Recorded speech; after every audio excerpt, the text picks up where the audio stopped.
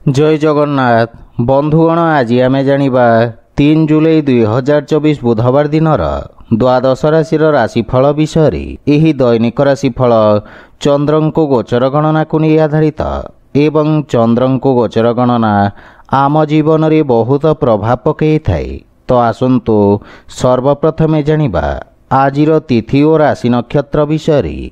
आज होची 3 जुलाई 2024 बुधवार आषाढ़ कृष्ण पक्ष द्वादशी दिवा 7 घंटा 11 मिनिट गति त्रयोदशी। आज रोहिणी नक्षत्र रात्र 4 घंटा 7 मिनिट गति मृगशिरा नक्षत्र।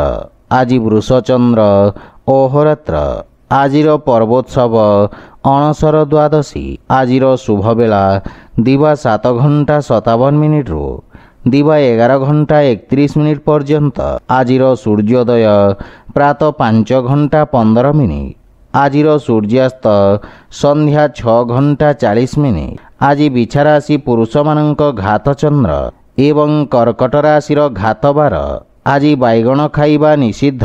तो बंधुगण आसंतु जानिबा आजिर राशिफल विषय। ता पूर्वरु आम चैनल को जो मैंने नुआ करी आछंती तले थिबा लाल रंगर सब्सक्राइब बटन को दबाई आम चैनल को सब्सक्राइब करंतु ओ पाखरे थिबा घंटी बटन को दबाई ऑल रे सिलेक्ट करंतु काहेकि ना आमे अपलोड करिथिबा प्रत्येक वीडियो रो नोटिफिकेशन आपण सर्वप्रथमे पाई परिबे। मेष राशि आपणक राशि द्वितीय स्थान रे चंद्रदेवंको गोचर आपणको निज वाणी द्वारा लाभ प्रदान कराइबा एवं आपण कौनसी गुरुत्वपूर्ण व्यक्ति को साक्षात करिबे जार मार्गदर्शन आपणक कार्यक्षेत्र रे बहुत सहायक हेब। आपणक वक्तव्य एवं लेखनी रे मधुरता एवं आकर्षणर संचार हेब एवं आपणक कार्य सबुठारे प्रशंसित हेब। अधिकारी वर्ग आपणक कार्य को सम्मान करिबे।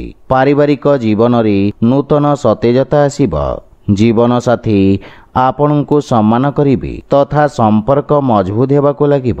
परस्पर को भल भाबरे बुझिबा पई एहा एक सुवर्ण सुजोग। सान भाई भौणी ठारू आपण स्नेह पाइबे एवं सेमाने आपण को अनुसरण करिबे। प्रेम संबंध पई समय अनुकूल रहिछि एवं पूर्वरु रहितबा मतभेद दूर हेब।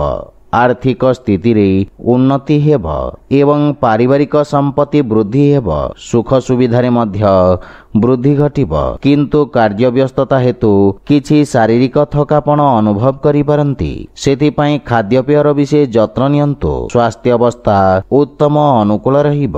आज आपण ओं गणपते नमः मंत्र जप करंतु शुभ फल पाइबे। वृष राशि आपणक राशि स्थान रे चंद्रदेवंको गोचर किछि समय धरि चाली आसुथिबा समस्यार समाधान करिब।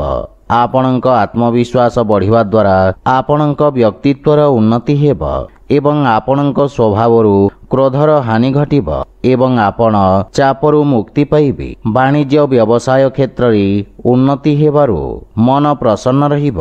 आपणक कार्य क्षेत्र रे किछि नुआ परिवर्तन करिवे जहा भविष्यत रे आपणको शुभ फल प्रदान करिब। जीवन साथी आपणक व्यक्तित्व रे आसीथिबा परिवर्तन द्वारा प्रभावित हेबे। संतान पक्षरु सुखद समाचार आपणक चिंता को ह्रास करिब। पितांक सहयोगरु आपणक अटकीथिबा कार्य अग्रगति करिब किंतु परिवारर वरिष्ठ सदस्यंक स्वास्थ्य प्रति विशेष ध्यान दियंतु ओ पितामातांकर सेवा करंतु। जदि कोनोसी निवेश करिबाकू चाहंती तेबे पितांक परामर्श अवश्य नियंतु।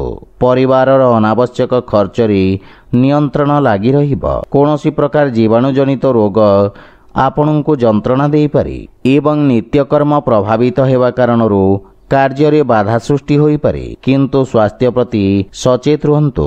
आज आपण जे कोनोसी मंदिर रे नाली रंगर ध्वजदान करंतु शुभ फल पाइबे। मिथुन राशि आपणक द्वादश भाव रे चंद्रदेवंको गोचर व्यवसाय रे किछि क्षति घटाई पारे एवं कार्य क्षेत्र रे किछि अप्रीतिकर परिस्थिति उत्पन्न होई पारे। एही समय आपणको निज लंबित कार्य समाप्त करिबाकू ଏକ ସୁଯୋଗ ପ୍ରଦାନ କରିବ। କିନ୍ତୁ କୌଣସି ନୂଆ କାର୍ଯ୍ୟ ହାତକୁ ନିଅନ୍ତୁ ନାହିଁ। ଅସୁରକ୍ଷିତ କାର୍ଯ୍ୟରୁ କ୍ଷତିର ସମ୍ଭାବନା ରହିଛି। ବିଶେଷ କରି ଷ୍ଟକ୍ ମାର୍କେଟରେ ନୂତନ ବିନିଯୋଗରୁ ଆପଣ ଦୂରେଇ ରୁହନ୍ତୁ। ରୋଜଗାର କ୍ଷେତ୍ରରେ କୌଣସି ପରିବର୍ତ୍ତନ ପାଇଁ ଏହି ସମୟ ଶୁଭ ନୁହେଁ। ପାରିବାରିକ ସ୍ଥିତି ଚାପଗ୍ରସ୍ତ ହୋଇପାରେ। ବିଶେଷ କରି କୌଣସି ଅନାବଶ୍ୟକ ଖର୍ଚ୍ଚରୁ ଆପଣ ଦୂରେଇ ରୁହନ୍ତୁ ଏବଂ କୌଣସି ପ୍ରକାର ଋଣ ନେବାଠାରୁ ଦୂରେଇ ରୁହନ୍ତୁ, ଅନ୍ୟଥା ଆପଣଙ୍କ କ୍ଷତିର ସମ୍ଭାବନା ରହିଛି। କିନ୍ତୁ ଭାଇ ଓ ଭଉଣୀଙ୍କ ସାହାଯ୍ୟରେ ଆପଣ ସମସ୍ତ ସମସ୍ୟାରୁ ମୁକ୍ତି ପାଇବେ। ଆର୍ଥିକ ସ୍ଥିତି ସାମାନ୍ୟ ଦୁର୍ବଳ ରହିବ। ଯେକୌଣସି ପ୍ରକାର ନିବେଶ କିମ୍ବା ସମ୍ପତ୍ତି କ୍ରୟ ବିକ୍ରୟକୁ ସଠିକ୍ ସମୟ ପର୍ଯ୍ୟନ୍ତ ସ୍ଥଗିତ ରଖନ୍ତୁ। ସ୍ୱାସ୍ଥ୍ୟାବସ୍ଥା ଉତ୍ତମ ଅନୁକୂଳ ରହିବ, କିନ୍ତୁ ଆଖି ସମ୍ବନ୍ଧିତ ସ୍ୱାସ୍ଥ୍ୟ ସମସ୍ୟାର ବିଶେଷ ଯତ୍ନ ନିଅନ୍ତୁ। ଆଜି ଆପଣ ଭଗବାନ ଗଣେଶଙ୍କୁ ଦୁବ ଅର୍ପଣ କରନ୍ତୁ, ଶୁଭ ଫଳ ପାଇବେ। କର୍କଟ ରାଶି, ଆପଣଙ୍କ ଲାଭ ଭାବରେ ଚନ୍ଦ୍ରଦେବଙ୍କ ଗୋଚର ଆପଣଙ୍କ ଲାଭର ସ୍ଥିତିକୁ ବୃଦ୍ଧି କରିବାରେ ସୁଯୋଗ ପ୍ରଦାନ କରିବ। ପୂର୍ବରୁ ଅଟକି ରହିଥିବା କାର୍ଯ୍ୟଗୁଡ଼ିକ ଅଗ୍ରଗତି କରିବ ଏବଂ ଆକସ୍ମିକ ଧନପ୍ରାପ୍ତିର ମଧ୍ୟ ଯୋଗ ରହିଛି। ବ୍ୟାପାର ବ୍ୟବସାୟ କ୍ଷେତ୍ରରେ ଆପଣ ପୂର୍ବରୁ କରିଥିବା କାର୍ଯ୍ୟ ଆପଣଙ୍କୁ ବହୁତ ଉତ୍ତମ ଫଳ ପ୍ରଦାନ କରିବ। ବ୍ୟବସାୟରେ ବୃଦ୍ଧି ଓ ପଦୋନ୍ନତି ହେବାର ଯୋଗ ରହିଛି। ଜୀବନ ସାଥୀଙ୍କ ସହିତ କୌଣସି କଥାକୁ ନେଇ ମତଭେଦ ଓ ମନମାଳିନ୍ୟ ଦେଖାଦେଇପାରେ, କିନ୍ତୁ ମାତାଙ୍କ ପୂର୍ଣ୍ଣ ସମର୍ଥନ ଆପଣଙ୍କ ଉପରେ ଲାଗି ରହିବ। ପାରିବାରିକ ପରିବେଶ ସୁଖଦ ହେବ ଏବଂ ଛୋଟ ପିଲାମାନଙ୍କ ସହିତ ଉତ୍ତମ ସମୟ ବ୍ୟତୀତ କରିବେ। ଆପଣଙ୍କ କାର୍ଯ୍ୟବ୍ୟସ୍ତତା ବୃଦ୍ଧି ପାଇବ। ପ୍ରେମ ଜୀବନରେ ନୂତନ ଊର୍ଜାର ସଞ୍ଚାର ହେବ ଏବଂ ଆର୍ଥିକ ସ୍ଥିତି ସୁଦୃଢ଼ ହେବାକୁ ଲାଗିବ। କିନ୍ତୁ ଅନାବଶ୍ୟକ ଖର୍ଚ୍ଚକୁ ନିୟନ୍ତ୍ରଣ କରିବା ଉଚିତ। ସ୍ୱାସ୍ଥ୍ୟାବସ୍ଥାର ବିଶେଷ ଯତ୍ନ ନିଅନ୍ତୁ ଏବଂ ନିତ୍ୟକର୍ମକୁ ନିୟମିତ ରଖିବାର ପ୍ରୟାସ ସହାୟକ ସିଦ୍ଧ ହେବ। ଆଜି ଆପଣ ଗରିବ ଲୋକଙ୍କୁ ଯଥାସମ୍ଭବ ସାହାଯ୍ୟ କରନ୍ତୁ, ଶୁଭ ଫଳ ପାଇବେ। ସିଂହ ରାଶି, ଆଜି କାର୍ଯ୍ୟକ୍ଷେତ୍ରରେ ନୂତନ ଯୋଜନା ଦ୍ୱାରା ଅଗ୍ରଗତି ହେବ। ବ୍ୟବସାୟୀମାନେ ନୂତନ ରୋଜଗାର ଏବଂ ଉନ୍ନତ ନିଯୁକ୍ତିର ସୁଯୋଗ ପାଇବେ ଏବଂ ଉଚ୍ଚ ଅଧିକାରୀଙ୍କ ସମ୍ପୂର୍ଣ୍ଣ ସହଯୋଗ ମିଳିବ। ରାଜକୀୟ ପକ୍ଷରେ ଜଡ଼ିତ ଲୋକମାନେ ଆର୍ଥିକ ଦୃଷ୍ଟିରୁ ଉପକୃତ ହେବେ। ନୂତନ ବ୍ୟବସାୟ ଆରମ୍ଭ କରିବା ପାଇଁ ଦିନଟି ଉତ୍ତମ ଅନୁକୂଳ ରହିଛି ଏବଂ ଲାଭର ସ୍ଥିତି ଉତ୍ତମ ରହିବ। ଆପଣଙ୍କ ନୂତନ ଚିନ୍ତାଧାରା ଏବଂ କ୍ରାନ୍ତିକାରୀ ଭାବନା ଆପଣଙ୍କ କାର୍ଯ୍ୟକ୍ଷେତ୍ରରେ ଉତ୍ତମ ପରିଣାମ ପ୍ରଦାନ କରିବ।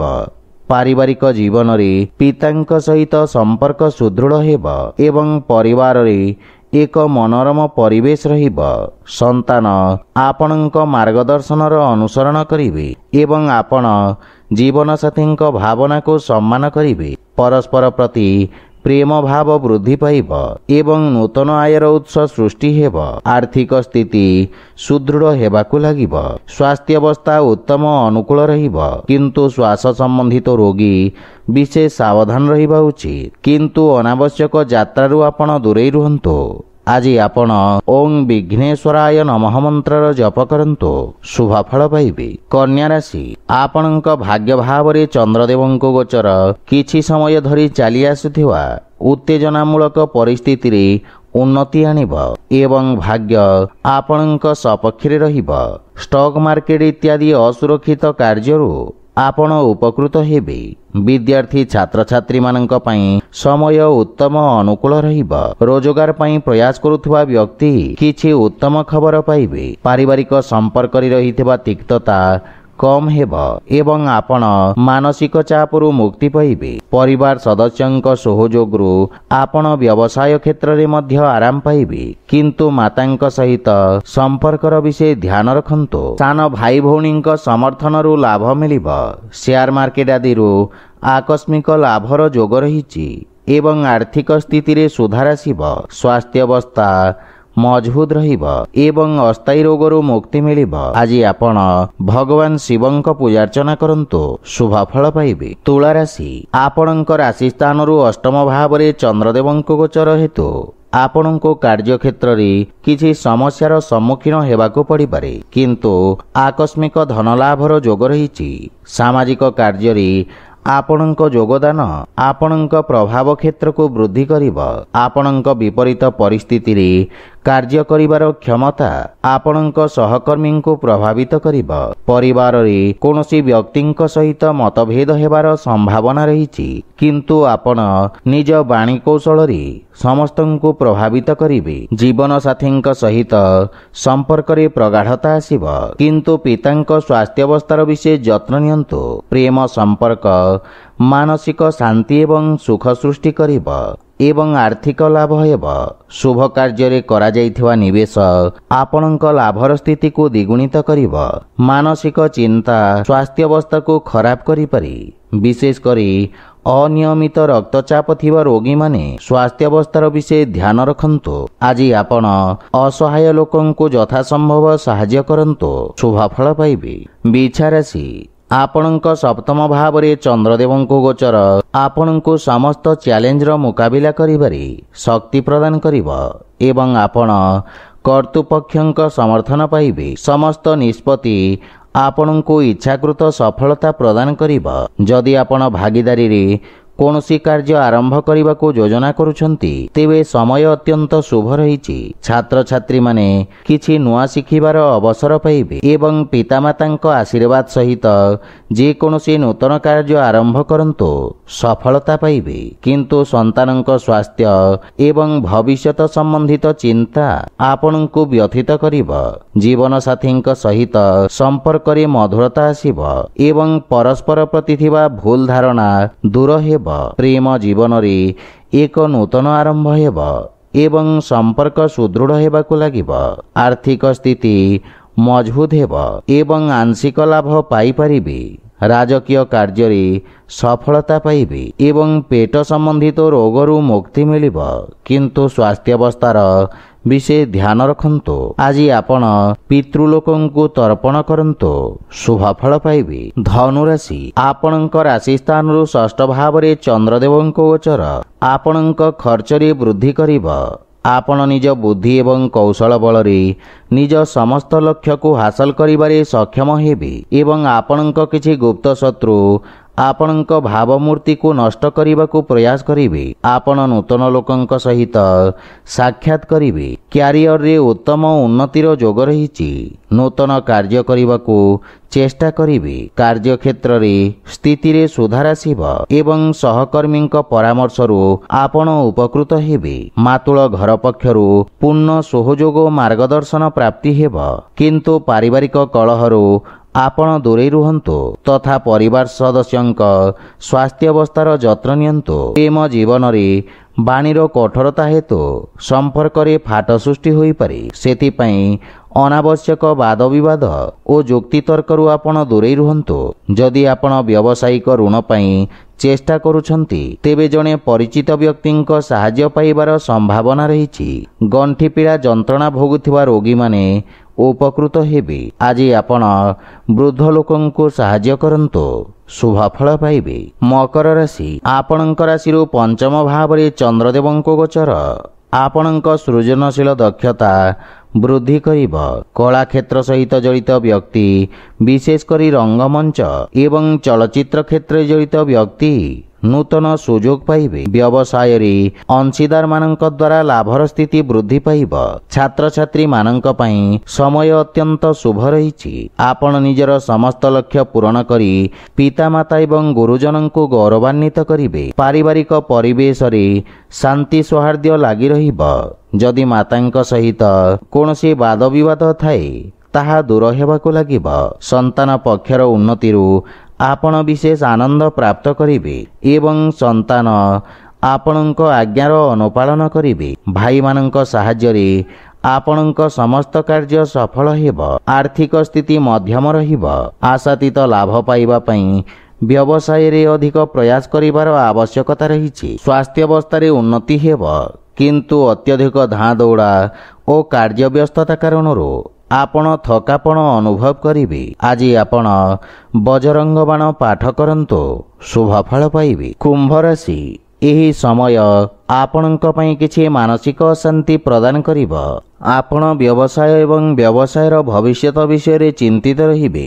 ବ୍ୟବସାୟରେ କିଛି ଆର୍ଥିକ କ୍ଷତି ହେବାର ସମ୍ଭାବନା ରହିଛି। ମାନସିକ ଚାପ ଆପଣଙ୍କ ବକ୍ତବ୍ୟରେ କଠିନତା ସୃଷ୍ଟି କରିପାରେ।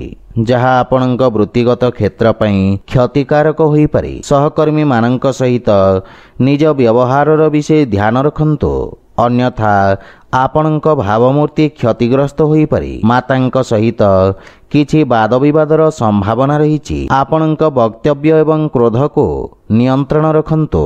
ଶାନ୍ତ ମନ ସହିତ ସମସ୍ୟାର ସମାଧାନ କରିବାର ପ୍ରୟାସ କରନ୍ତୁ। ପିତାଙ୍କ ମାର୍ଗଦର୍ଶନ ଏବଂ ସମର୍ଥନ ଆପଣଙ୍କ ଉପରେ ଲାଗି ରହିବ। ଜୀବନସାଥୀଙ୍କ ସହିତ ସମ୍ପର୍କରେ ପ୍ରଗାଢ଼ତା ଆସିବ ଏବଂ ପ୍ରେମ ଜୀବନରେ ମଧୁରତାର ଭାବ ରହିବ। କିନ୍ତୁ ଆପଣ ଅନ୍ୟମାନଙ୍କ ଅନୁଗ୍ରହ ବୁଝିବାକୁ ଚେଷ୍ଟା କରିବା ଉଚିତ। ଯଦି ଆପଣ ବ୍ୟବସାୟ ପାଇଁ ବ୍ୟାଙ୍କରୁ ଋଣ ପାଇବାକୁ ଚାହୁଁଛନ୍ତି, ତେବେ ସମୟ ଅନୁକୂଳ ରହିଛି ଏବଂ ବିଶେଷ ଲାଭ ପ୍ରାପ୍ତି ହେବ। ମାନସିକ ଚାପ ଆପଣଙ୍କ ନିଷ୍ପତ୍ତି ନେବା କ୍ଷମତାକୁ ପ୍ରଭାବିତ କରିବ, କିନ୍ତୁ ଯାନବାହନ ଚଳାଇବା ସମୟରେ ବିଶେଷ ସତର୍କତାର ଆବଶ୍ୟକତା ରହିଛି। ଆଜି ଆପଣ ହନୁମାନ ଚାଳିଶା ପାଠ କରନ୍ତୁ, ଶୁଭଫଳ ପାଇବେ। ମୀନ ରାଶି, ଆପଣଙ୍କ ତୃତୀୟ ଭାବରେ ଚନ୍ଦ୍ରଦେବଙ୍କ ଗୋଚର ଆପଣଙ୍କ କାର୍ଯ୍ୟକ୍ଷେତ୍ରରେ ସକାରାତ୍ମକ ପରିବର୍ତ୍ତନକୁ ନେଇ ଆପଣଙ୍କୁ ଖୁସି ପ୍ରଦାନ କରିବ। ଆପଣଙ୍କ ରାଜନୈତିକ ବର୍ଚସ୍ୱରେ ବୃଦ୍ଧି ହେବ ଏବଂ ଆପଣ ହାତରେ ଥିବା ସମସ୍ତ କାର୍ଯ୍ୟକୁ ଦକ୍ଷତାର ସହିତ ସମ୍ପୂର୍ଣ୍ଣ କରିବେ। ବ୍ୟବସାୟୀ ବର୍ଗଙ୍କ ପାଇଁ ଏହି ସମୟ ନୂତନ ଯୋଜନା କ୍ରିୟାନ୍ୱିତ କରିବା ପାଇଁ ଉତ୍ତମ ସମୟ।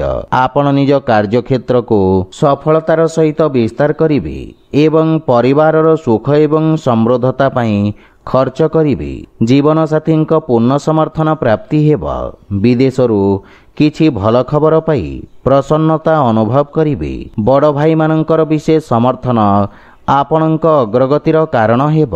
ପିତାଙ୍କ ସ୍ୱାସ୍ଥ୍ୟାବସ୍ଥାର ବିଶେଷ ଧ୍ୟାନ ନିଅନ୍ତୁ ଏବଂ ଆର୍ଥିକ ପ୍ରଗତି ହେବ, କିନ୍ତୁ ପାରିବାରିକ ଖର୍ଚ୍ଚରେ ବୃଦ୍ଧି ମାନସିକ ଚାପ ସୃଷ୍ଟି କରିପାରେ। ସ୍ୱାସ୍ଥ୍ୟାବସ୍ଥାରେ ଉନ୍ନତି ହେବ, କିନ୍ତୁ ସତର୍କତା ବଜାୟ ରଖନ୍ତୁ। ପ୍ରାଣାୟାମ ଏବଂ ଦୈନିକ ବ୍ୟାୟାମର ଆବଶ୍ୟକତା ରହିଛି। ଆଜି ଆପଣ ଶ୍ରୀ ରାଧାକୃଷ୍ଣଙ୍କ ଆରାଧନା କରନ୍ତୁ, ଶୁଭଫଳ ପାଇବେ। ତ ବନ୍ଧୁଗଣ, ଏହା ଥିଲା ଆଜିର ରାଶିଫଳ ବିଷୟରେ।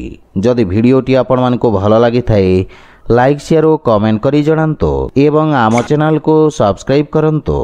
ଜୟ ଜଗନ୍ନାଥ।